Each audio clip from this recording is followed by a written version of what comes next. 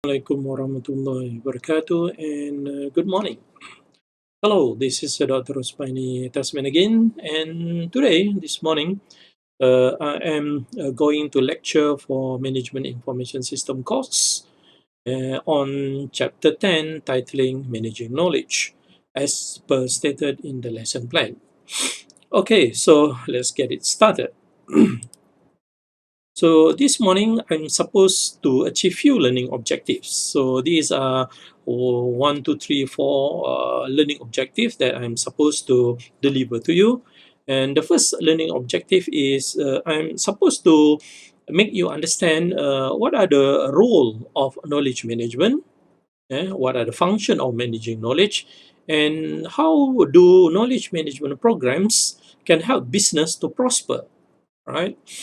That is the first learning objective. So the second learning objective is that I'm supposed to make you understand there are few types of system or other the other word names KMS, knowledge management system, and how do these KMS system can create value for business so that business can perform more efficiently. And subsequently, I'm supposed to elaborate to you a few major types of knowledge work system, or they call it KWS, and how do KWS can contribute value to the firm so that they can perform more sustainably. And last but not least, I'm supposed to elaborate to you what are the benefits of using intelligent techniques, or nowadays known as AI, artificial intelligence, in the form of data mining, in the form of business data analytic, and also in the other form like BDM, big data management, and how do these AI's technique can contribute towards knowledge management and subsequently make business more profitable and more competitive. Okay, so first let's understand the landscape of knowledge management. Okay, so basically, knowledge management systems are the area in IT or in information system or in this age of internet that is growing fast, right, and significant, which is basically relying upon software and software investment, right, or system investment. Okay, it is stated that our economy nowadays are very much based on information. You name it, server, cloud computing, YouTube, databases, smartphones. Basically, those are based on information and knowledge. So nowadays, the key mover of economy in Malaysia and also in the world is information, right? So it is reported that about 55% of American labor force constitutes of knowledge workers or information workers, be it they are engineers, be it they are software, be it software engineers, or be it they are programmer, or be it they are managers. They are all very much knowledge workers, right? So equally the same in many countries around the world. And it is reported that United States makes 60% of their GDP, which is gross domestic product, their output, their export, basically the growth depend upon knowledge and information sector. Yeah, that is definitely right, because nowadays advanced economy is very much knowledge driven. They produce software, they produce network, they produce system, so they produce server, they produce databases and export to the rest of the world. And I would say the substantial part of companies like Proton, like Xerox, Procter and Gamble, companies like Apple and Mercedes-Benz, their substantial market value is very much related to their knowledge, their brand, and their reputation. If I mention to you companies like, for example, Mercedes, so of course, definitely you will have the image of brands, reputation, and prestige. So those are basically making up, is made up by knowledge, information, and also data.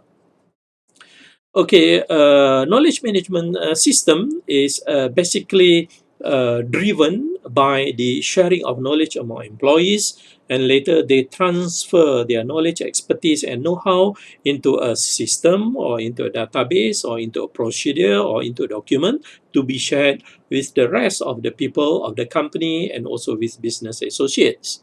So companies like Xerox or Procter& Gamble, you name it, right? Do you know who is Procter& and Gamble company? All right, so it is basically cosmetic and pharmaceutical companies that produce many goods, right? Maybe P&G name itself is not well noticed, but product like Rejoice shampoo, Head and Shoulder, those are produced by Procter& and Gamble, and now you know. So that company is actually a big company. Xerox, it has been 70 or 80 years in operation, so it is still strong and operating in the publication business or in the photocopying business. Mercedes and Proton are two companies belong to automobile. Okay, due to their knowledge, it is a reflection of the two companies, which is both are doing business in car production, right? So they have a vast difference in terms of knowledge reputation.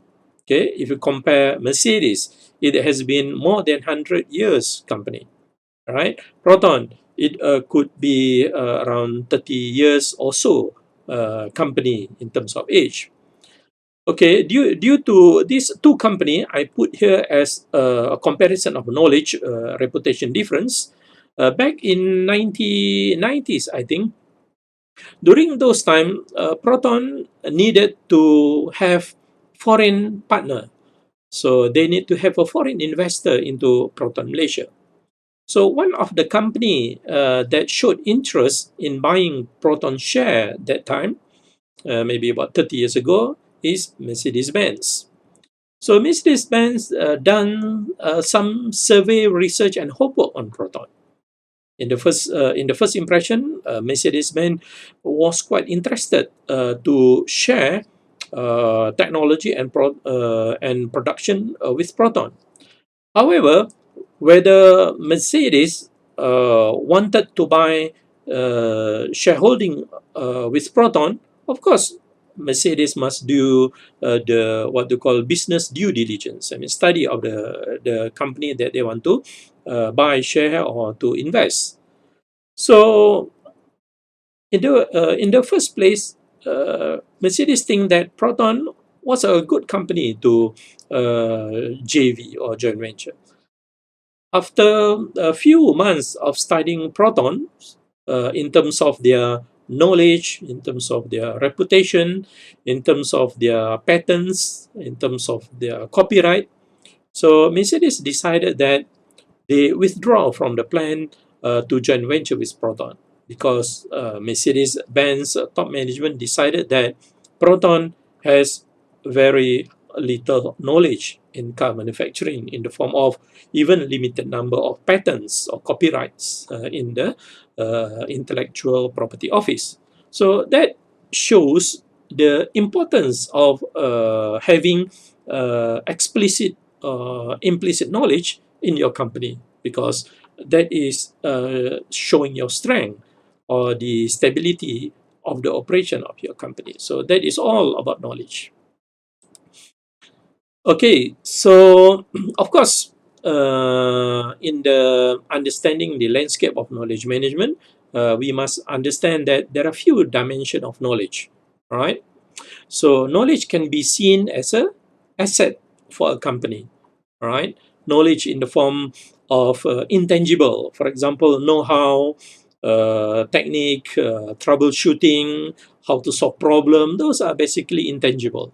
And this knowledge is basically hosted in the minds of the employee, like in the minds of managers, in the mind of engineers, in the mind of technician, in the mind of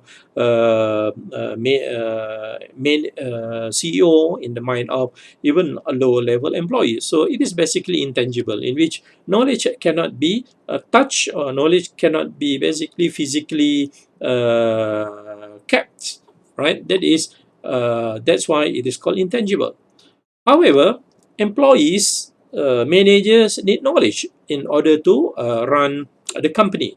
So they must create such as a database in order to host or house all the data, information, and knowledge and wisdom into a certain resources. For example, in the form of books, in the form of procedures, in the form of maybe a digital document in the server databases, or basically in the form of document or letters or forms in this physical file like this. So these are basically the creation of knowledge from data information that require organizational resources in the form of like procedure, library, digital server databases, and so on. So after having that creation of those stages, then only knowledge can be shared, and it can be distributed, and it can be basically transferred to other employees for the sake of operating the business in a more efficient manner. So of course, knowledge has different forms, right? So some of them are tangible, like in the form of paper, in the form of procedure that you can print it out and have it read. Or if it is in the form of know-how, skill, maybe it is intangible. You must own it, you must experience it, and those are some of the forms of knowledge. Okay. Knowledge has its own location, right? So knowledge has its place. For example, in the mind of managers and engineers. For example, in the file inside the drawer. For example, in the digital file database inside a laptop. For example, it is in database in the server. So as such, because it has a location, so knowledge is somehow expert call it sticky. It is sticking. It is hard to move, or it is hard to transfer. It is hard to be taught. So because it has their own location. So that's why it is called. It is more contextual. So maybe certain knowledge work on certain situation or in situation case. Okay. Last but not least, on knowledge management landscape is basically knowledge is situational, right? In other words, it is case by case. Some knowledge is important at certain time, at certain place, at certain discussion. Some knowledge is not important at certain time, at certain debate, or at certain meeting. So these are basically situational. So it depends case by case and time to time. So those are a few landscapes of important. Those are few landscapes of knowledge. Basically, yes, it is asset to the firm. Yeah, it has many forms, right? So it has its own respective location, and knowledge is very much useful or important on certain contexts, on certain time, situation, and also location. Okay, now let's take a look the managing knowledge perspectives in the overall sense.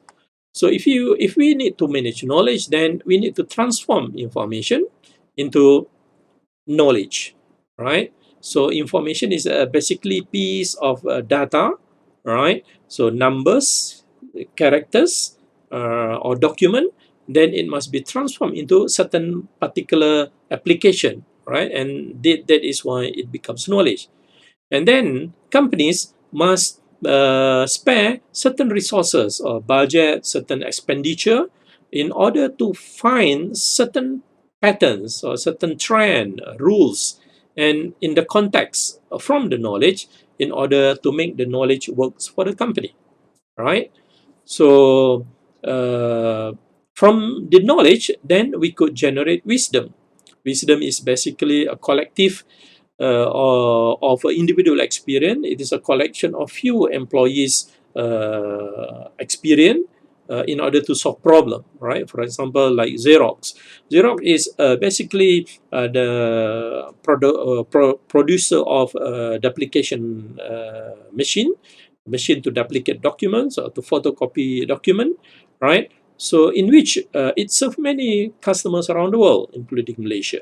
So in order to give excellent site or actual customer support, so engineers from Xerox must go to site of the customer in order to know what are their actual problem if they are using the machines or during photocopying, and what are the challenges, weaknesses, or the strength of their photocopying machine. So from there, only engineers at the site can generate new knowledge and also somehow create wisdom out of their experience. Okay, so in order to manage knowledge, so we must also know how to do things effectively and efficiently, so that it creates as a competitive advantage for your competitor, so that your company can perform better because you have this strength by managing your knowledge internally and externally. So as such, the company need to have some unique system in order to operate and run the company by using a specific system of managing their internal and external knowledge. One good company in managing knowledge, it is acknowledged worldwide, is Xerox Corporation. Xerox Corporation has this integrated system how to manage their knowledge in between the technician, the engineer, the manager, and the CEO, and they interact each other not only in the US and also around the world. They share knowledge as far as technical and troubleshooting with all their subsidiary branches all around the world. So I think let's take a look on the working system. How does the KMS knowledge management system work? And so that you can have a better understanding what is knowledge management system is all about in order to manage knowledge well within the organization in the form of company, namely Xerox.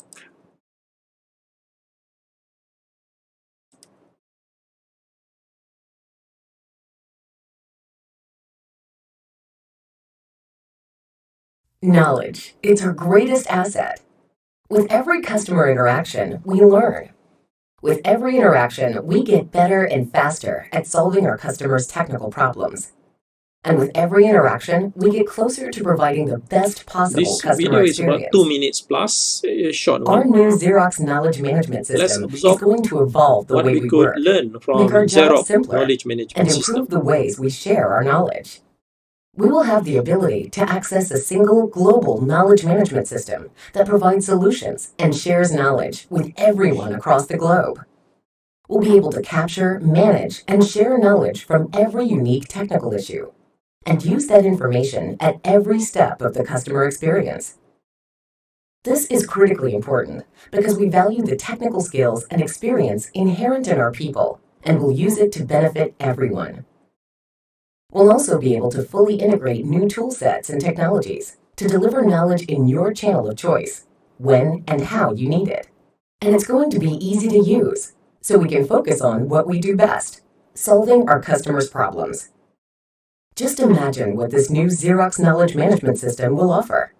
A customer service engineer in San Francisco captures knowledge from an on-site visit and can immediately share his or her findings with colleagues across the globe, essentially solving once for many.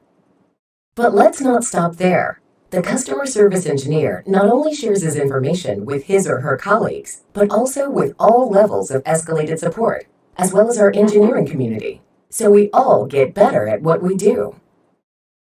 Where appropriate, we can move knowledge back to prior levels, our global contact centers, and even our customer online self-service website to enable even faster resolution.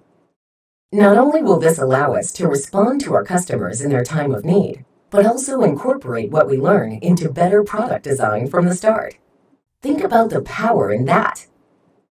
It's a brand new knowledge-based world, and we've got everything to be excited about. World-class support, delivering productivity and efficiency for our customers. Welcome to the world of knowledge-centered support. Just another way that Xerox Connect Advantage Services is creating a better customer experience.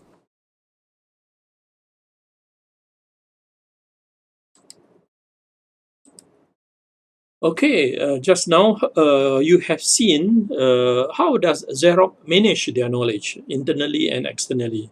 How do they create a system? They call it KMS, Knowledge Management System, so that each troubleshooting or each learned experience by their field engineers or by their service engineer, for example, or servicing technician, they could share on the system, right, a tablet system or computer system, and later they upload to the server so that many other employee or service engineer at other places, if they want to solve that problem, actually they can learn from other people's success in solving the problem. So it is like solving once and later share with the rest of the world, so that the other service engineer, they do not have to troubleshoot or crack their head on the same problem. So it is like solving once for all, right? So that is how world-class company like Xerox manage their knowledge, by having a integrated knowledge management system. Okay, so let's see how does knowledge management system translates into organizational learning. Okay, in many management cases study, it is cited that Xerox and Panasonic, right, uh, among many organizations that practice knowledge management system. And to have that knowledge management system, so in order for the organization to learn, right, it is not only the employees or the engineers or the manager learn, but the organization itself in the form of the companies on the overall management also learn. So this is what they call organizational learning, or OL, in management studies, right? What does it mean? Okay, the organization must have process, right, so that they can learn, right? The company itself must have certain particular system or particular procedure or approaches so that they can gain experience, right? So the company can gain experience, and then through collection of data, right, and do measurement, and then trial and error, try to implement it, and then improve it, adjust it, enhance it, and later give feedback to the users. So this is at the organizational level, right? So it must collect those experiences, right, and then try to execute it. There is of course some challenges, and there are of course some problem, and then improve it, and later improve continuously in the form of feedback. So this is how actually organizational learning is being executed, right? So in the form of knowledge management itself, right, it is basically a set of business process developed in an organization to create, store, transfer, and apply knowledge of their employees, right? So they have four steps. First is, in order to manage the knowledge management value, all right, so it must start with knowledge acquisition, right? Knowledge from the experience of the service engineer at the site, like at San Francisco or in Malaysia. That knowledge must be acquired. Acquire means it must be transferred. It must be translated from the experience into a document or into a video capturing or into a certain written document. So this is what means acquisition. And after we acquire, capture, write, and get that information or knowledge, then we have to store it in the form of, like KMS at Xerox, they have a central database, right? They have a central system in order all users of technical support may use that central databases. Upon having databases or the storage, then the KMS must be able to disseminate in the form of network, in the form of fast access, in the form of devices, so that it can easily transfer new knowledge or newly found solution to some other people who have not yet found or stumbled into the problem to be solved. And upon dissemination only, knowledge can be applied, knowledge can be taken upon, knowledge can be taken advantage, and knowledge can solve other problems. So these are what has been practiced at Xerox, Panasonic, and Procter and Gamble, because they have knowledge management system in their organization. So it has been working for these organizations quite well. Okay, knowledge management value chain. First step is acquisition. All right. The first step is that, for example, like this service engineer is servicing this photocopying machine, right? For example, why this photocopying machine, the feeder roller got stuck or frequently got stuck. So she tries to solve it. So she must document this knowledge in the form of tacit and make it explicit. I mean, in the form of experience, and translate into a more readable document. And then this document must be in the form of reports. It could be presentation. It could be a video capture. It could be in the form of digital writing emails and so on. And sometimes it is unstructured. For example, in the form of written email from engineer to their manager, right? So, and it is being developed normally based on online expert network like KMS, right? So only by then knowledge can be created in which it is acquired based on experience. And then this knowledge must be tracked in terms of data from TPS, transaction processing system, if it were to be used for external resources, sharing with supplier, sharing with other business associate. Okay, knowledge management value chain. Second step is it must be stored in the form of database, right? Like a server, like a cloud computing platform, like in the Google Drive, or in any form of centralized database in the form of document management system, right? So one good knowledge storage database is as simple as YouTube. That is a good knowledge storage database, just for explanation. Okay, the third step to create knowledge management value chain is basically to have this dissemination or distribution or sharing. So it could be parked at the portals, and this portal could be accessed by many of the Xerox employees, right? The report emails that has been generated could be shared, and it could be integrated with a search engine, a certain collaborating tool.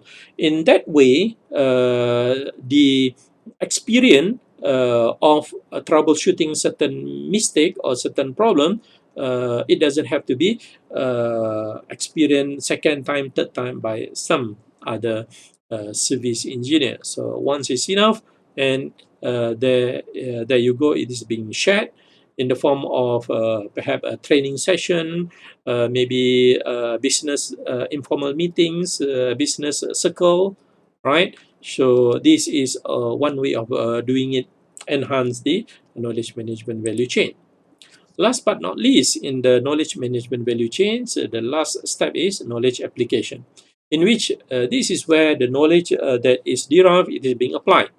This is to provide good return on investment, in which only one service engineer experienced the problem, successfully solve the problem, settle the problem on site, and later it is becoming the system part of management decision, and it is a part of a support system to other branches or to other parts of the world within this same business operation. So these are 4 steps that make the KM value chain to operate effectively. Okay, this is how it works, right? Basically, it starts with acquisition, right, of the knowledge through knowledge discovery or troubleshooting, or through data mining. So creating the figuring out the trend, figuring out the I would say the layer of the problem using a neural network or genetic algorithm, in which later I explain. And after you do acquisition, then you store inside database. Normally, it is called DBMS or expert system, diagnosis system, health management system. So those are part of the storage, and later you share it, transfer it, disseminate via perhaps cloud platform, perhaps through portals, right, or search engine and other collaboration platform between groups, and the users will apply it in order to make decision or to solve the problem.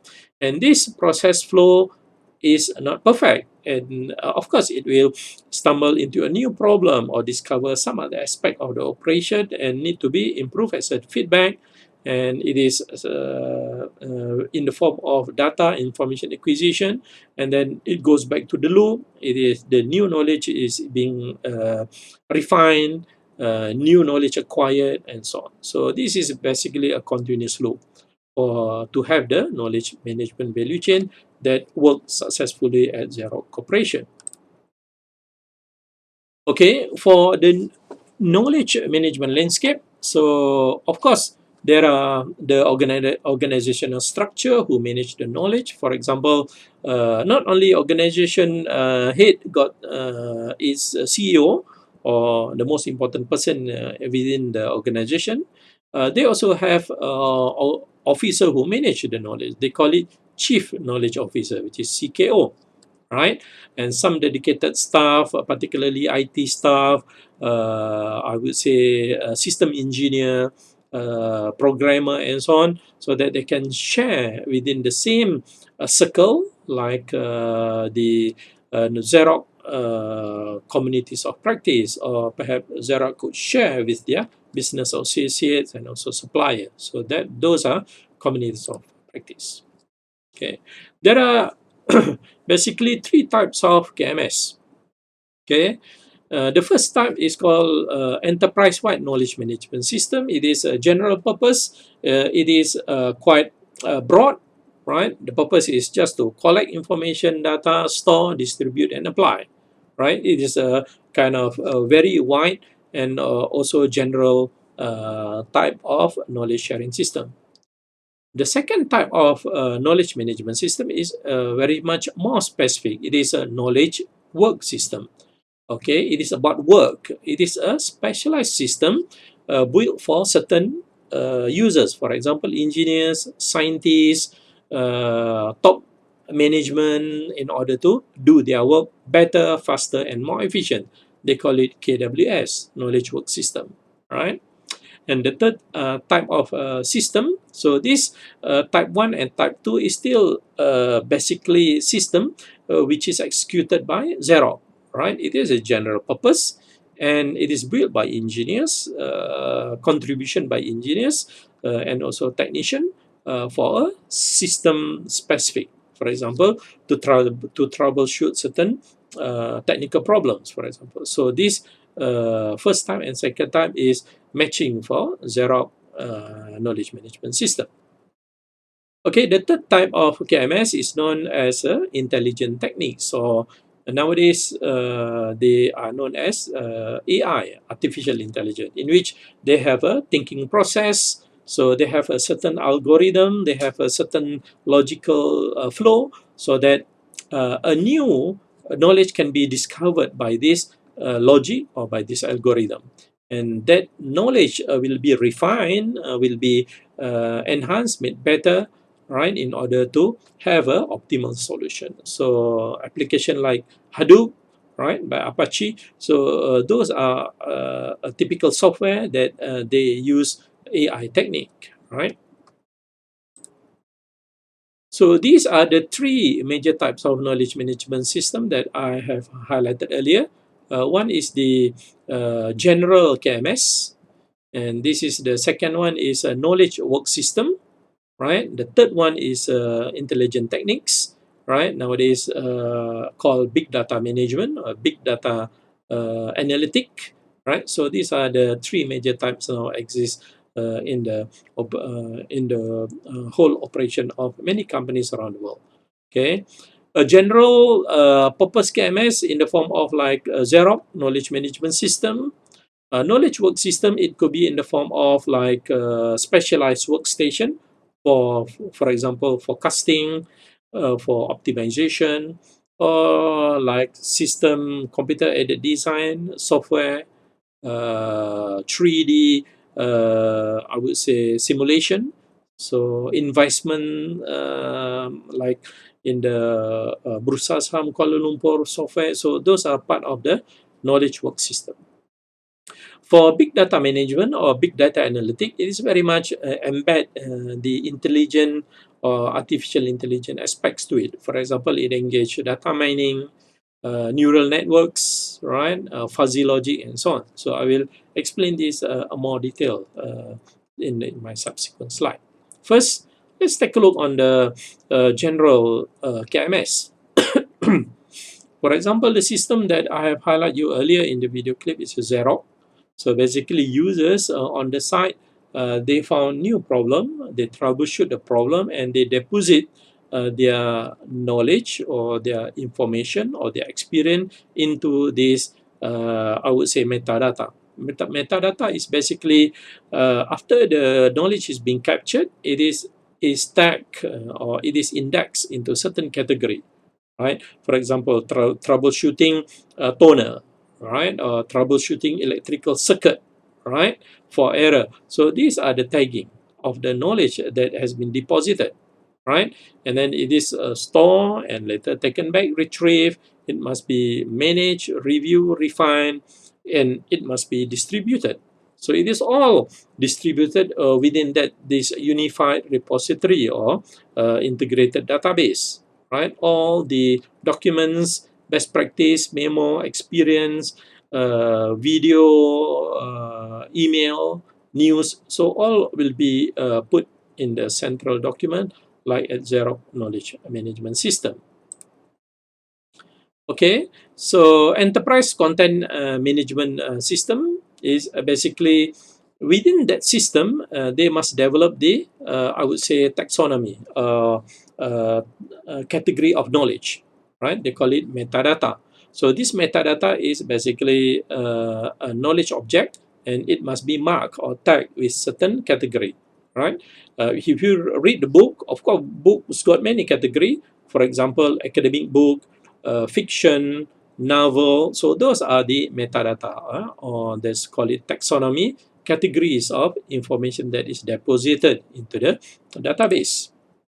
Okay, for knowledge network system, so the system itself must provide the online directory for the corporate expert so that the users may easily find what kind of information or what kind of data they need to solve their working problem.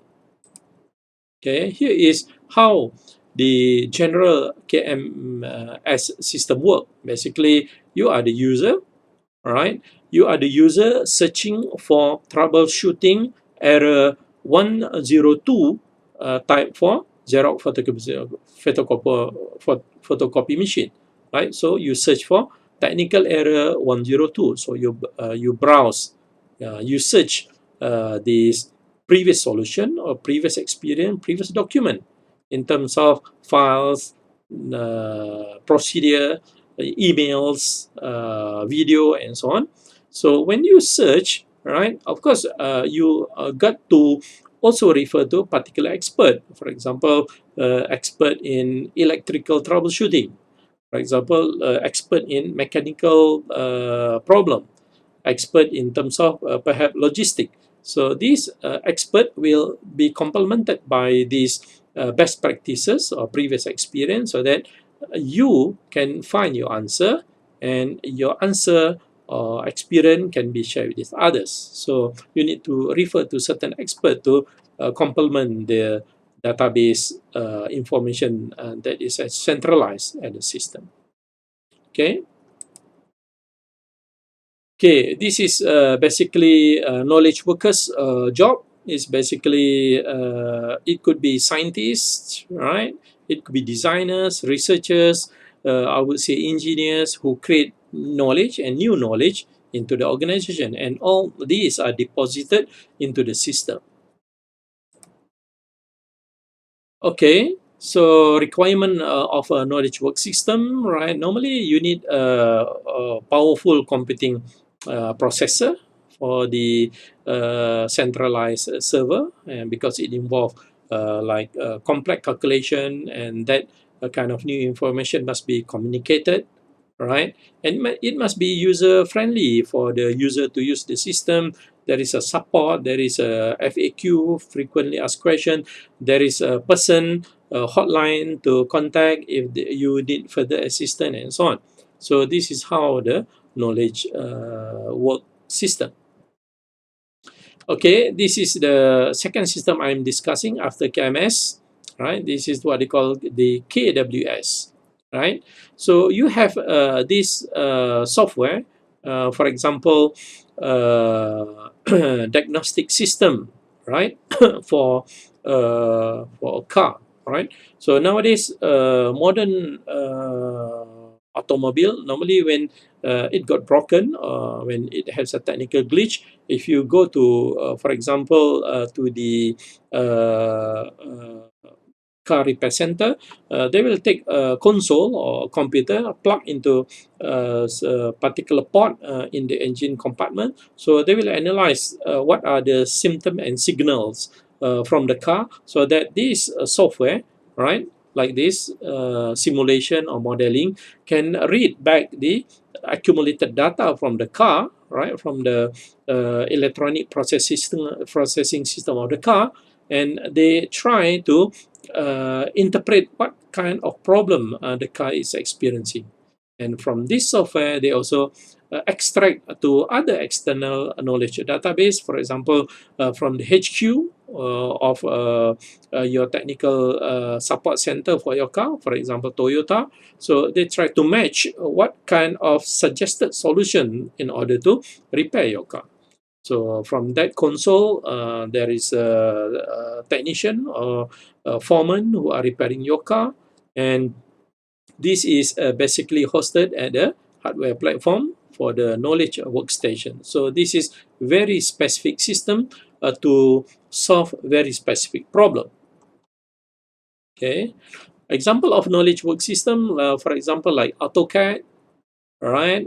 Virtual reality system, you simulate certain thing. For example, logistic company, they want to chart which route is the best path for their trucks or for their ships, or even for their aeroplane to fly to carry cargoes, moving product from point A to point B. So they use a virtual reality system. That is part of KWS.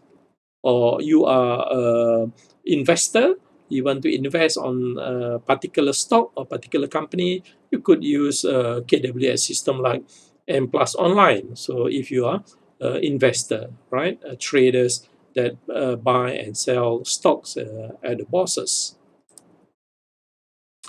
The third category of managing knowledge is by using the intelligent techniques. They call it big data management. All right. Nowadays, there are many approaches or software that you could use to create new knowledge or new value from your vast data. For example, from Twitter, right, from Instagram or from Facebook.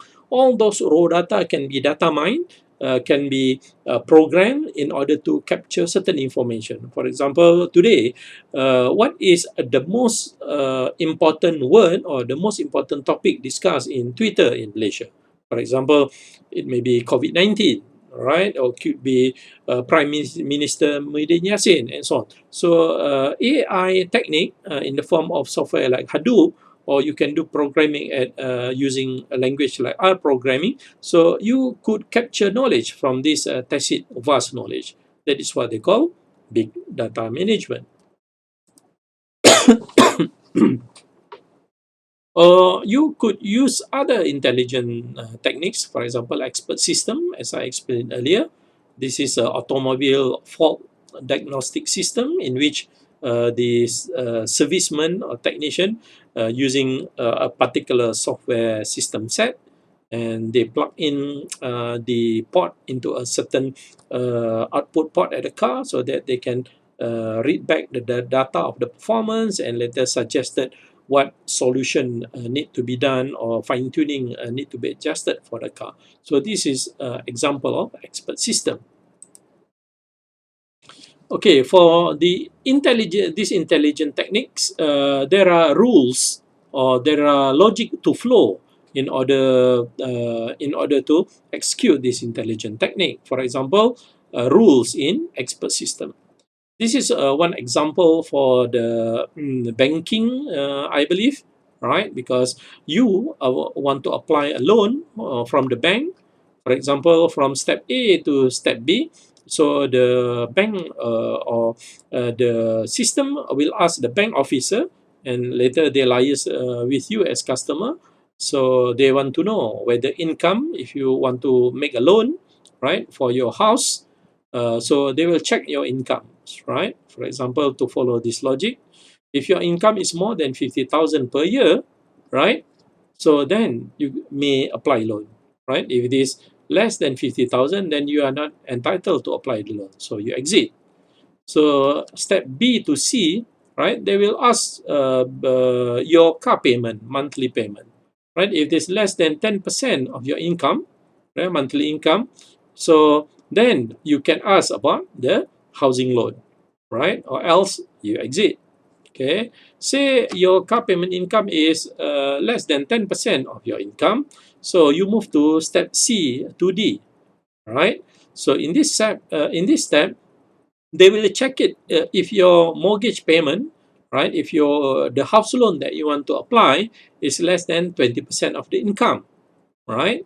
So if it is less than 20% of your income, then you may get the credit, or you can borrow the money from the bank, right? So after you granted credit line, so they will move from step D to E, right? So they ask about your number of years employed at the company, whether you are a senior in the company, or you are a junior, right? If you are senior, right, more than 4 years, then you will get the loan for 10,000, right? So else go to G, all right? So here, so if you are a senior of the company that you're working for, then there is a limit, which is 10,000, right? Okay, so then if it is less than 4 years, and then the bank or the system will ask the officer for the bank to check few other information, right? Because you are junior in the company, do you have any other loans, or do you have any personal loan or education loan, and so on, right? If so, then go to H to back to F, all right? So if other debt is less than 5% of the income, and then you will get 10,000 loan, right? Or else limit only loan for 3,000. So all these are the logic, the flow or the algorithm for the banking, for the bankers, or for the executive at the bank to follow through by using a software system in order to process your home loan application. So this is again one of the category of intelligent techniques. The other part of techniques is called case-based reasoning. It is case by case, right? So, for example, in a hospital, the doctor normally got to diagnose many patients, right? Many types of patient. It could be a cancer patient, or it could be a broken bone, or it could be perhaps health related to lung, or health problem related to heart, and so on. So this is because the scope of the diagnostic is very broad for a human, right? Then they develop health diagnostic system. So from here, doctor or expert may use some of the system checking, so that doctor doesn't need to analyze every step by step every type of diseases. So for example, cancer patient, there are so many cases, types of cancer.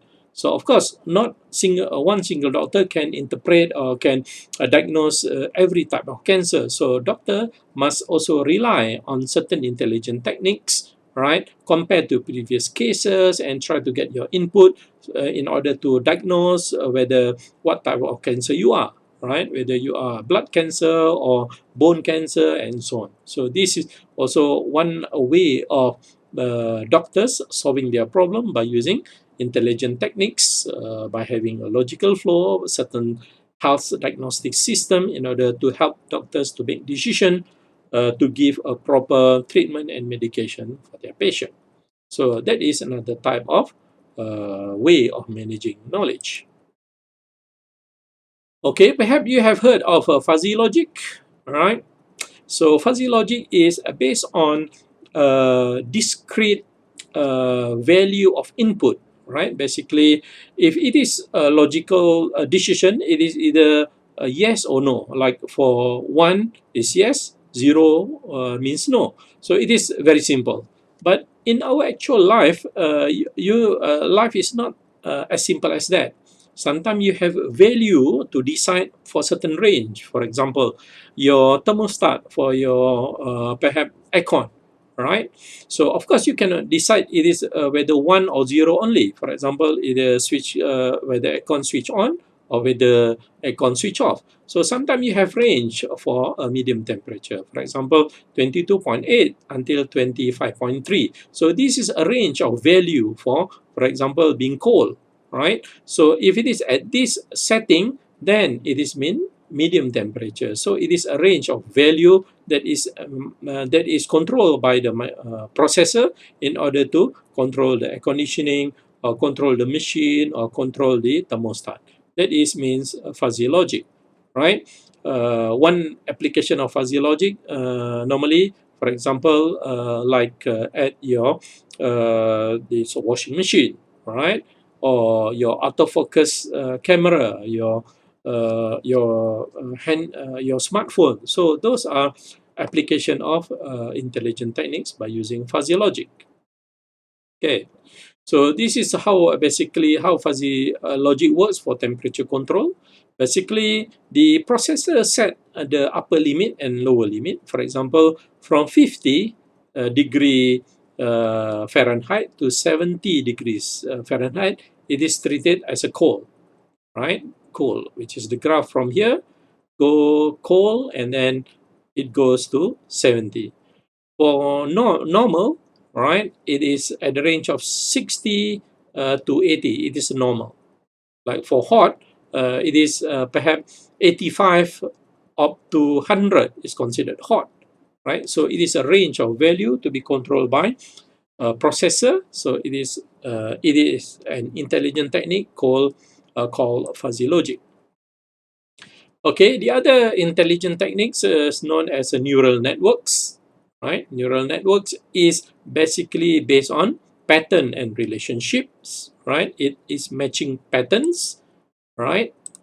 And how does neural network works? For example, neural networks for this kind of payment, right? So you have the first input layer, second input layer, and third input layer. So neural network help to verify that you are a good customer, right? In order to apply a credit card, for example. So the first input layer is age, income, purchase, frequency of purchase, and average of purchase, right? So these are all the input layers. And the next hidden layers is, are you using a digital payment system like Boost or Touch and Go system? So if you have the correct age level, your income is at a good intended level, your purchase is good, frequency of purchase is quite frequent, and you are using digital payment system, and you are a member of a particular kind of shopping outlet, then your purchase is valid, right? It is based on a combination of input layer of age and whether you use a digital payment system, whether you are a member, to decide whether your valid is purchased or you are qualified for a new credit card and so on. So it is a neural network based on combinations, right? Combination of layers. Right. The other type of intelligent technique is known genetic algorithm. Right. Genetic algorithm is basically based on inheritance and mutation and selection of particular logic. Right. So normally IT use genetic algorithm for example, producing better species that produce plants with high yield crops. For example, like for uh, production like grains, corn, and so on. So they use this kind of genetic algorithm, which is assisted by intelligence technique or logics, right, based on an IT system. Okay, there are a few combination of hybrid AI system that combine genetic algorithm and fuzzy logic or neurofuzzy. So these are just added uh, general knowledge, right? And how does Procter and Gamble use intelligent system in order to manage their supply chain from supplier to retailer and to distributor? So also it may be able to use another intelligent techniques. Okay, so those are topics that I've covered for this managing knowledge. It is about 1 hour by now. I would like to thank you for following closely my lecture on this chapter 10, Managing Knowledge. Thank you for your attention, and thank you again.